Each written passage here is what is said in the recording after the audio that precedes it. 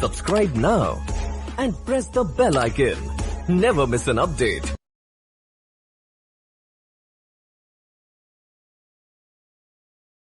Five seconds. I feel it a great honor to inaugurate this memorable session of the World Forestry Congress. For the first time, it is meeting outside Europe in an Eastern country. The importance of the occasion is heightened by the fact that it is combined with the first session of the World Tropical Forestry Congress. It is fitting that the first of what I hope may be a regular series of tropical forestry congresses should be held in India, which has been working in this difficult field of forestry for close on a century. I am therefore happy that the offer of the Government of India to undertake responsibility for holding the 4th World Forestry Congress was accepted by the Food and Agriculture Organization. That organization has extended its full cooperation in the difficult task of organizing the Congress, for which we are deeply grateful.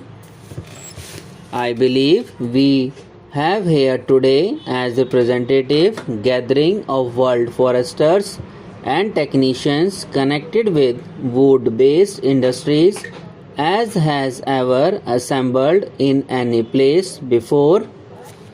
Delegates from 51 countries and representatives of a number of organizations such as the Food and Agriculture Organization, UNESCO and ILO are present at this inaugural session. It is a matter of gratification that even countries which are not members of the FAO have considered the Congress important enough to send strong delegations to participate in its discussions. In the name of India, I extend to all the members of the Congress a most cordial welcome. Many of them have taken part in the excursions which were organized in the different parts of the country. I hope they have been able to see something of our forestry activities and of the art and culture of this ancient land. It is appropriate, I think, that the Congress meets at Dehradun, which is universally recognized as the headquarters of Indian forestry. The Forest Research Institute, in whose convocation hall we are assembled today, is one of the oldest institutions of research and education in the country, dating back as it does to 1878, when it started as a modest school for training forest rangers. During the 3/4 of a century of its existence, it has played a leading part in the development of Indian forestry. I believe its work is not unknown in international forestry circles for the betterment of a forestry infrastructure. I observe that the Congress has a comprehensive agenda before it, and I note with satisfaction that tropical forestry figures prominently in it.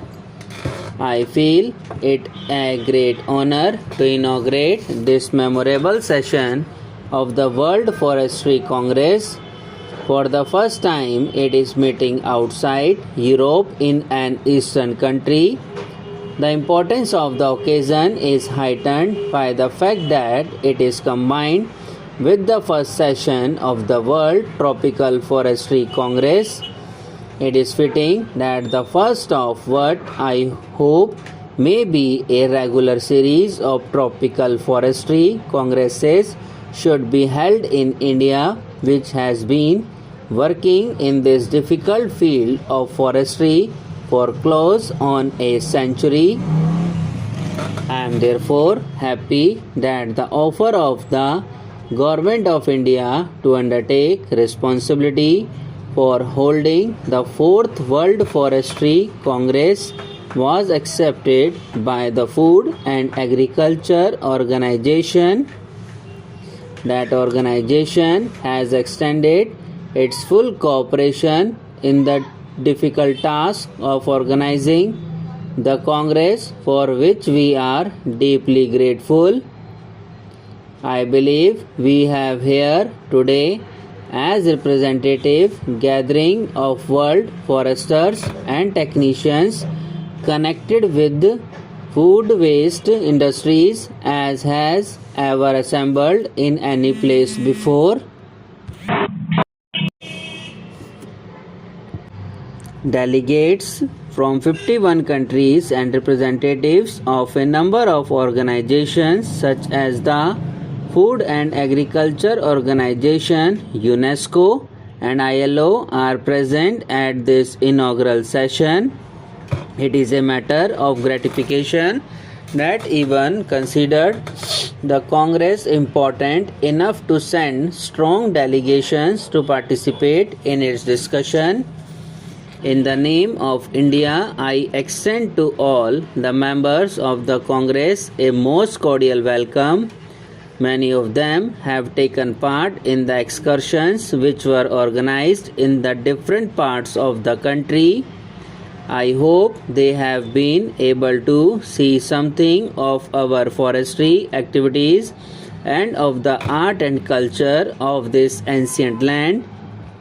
It is appropriate, I think, that the Congress meets at Dehradun, which is universally recognized as the headquarters of Indian forestry.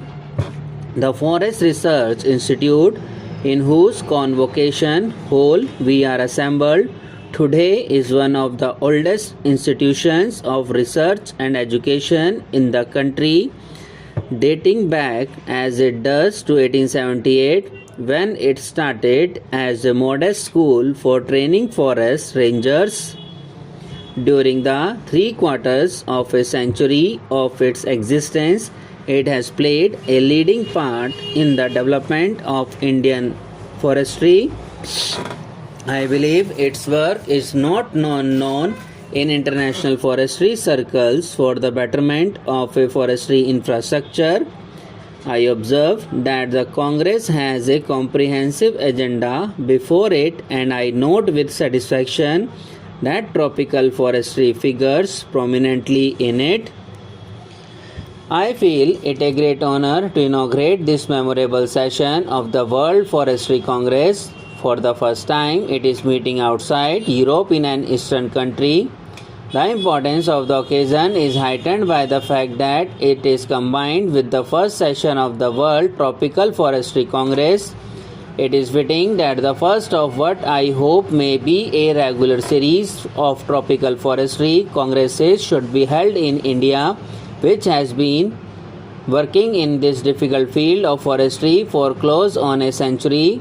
I am therefore happy that the offer of the Government of India to undertake responsibility for holding the 4th World Forestry Congress was accepted by the Food and Agriculture Organization. That organization has extended its full cooperation in the difficult task of organizing the Congress, for which we are deeply grateful. I believe we have here today as a representative gathering of world foresters and technicians connected with wood-based industries as has ever assembled in any place before. Delegates from 51 countries and representatives of a number of organizations such as the Food and Agriculture Organization, UNESCO and ILO are present at this inaugural session. It is a matter of gratification that even countries which are members of the FAO have considered the Congress important enough to send strong delegations to participate in its discussions. In the name of India, I extend to all the members of the Congress a most cordial welcome.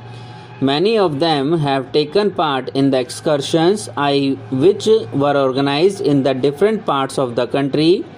I hope that they have been able to see something of our forestry. Subscribe now and press the bell icon. Never miss an update.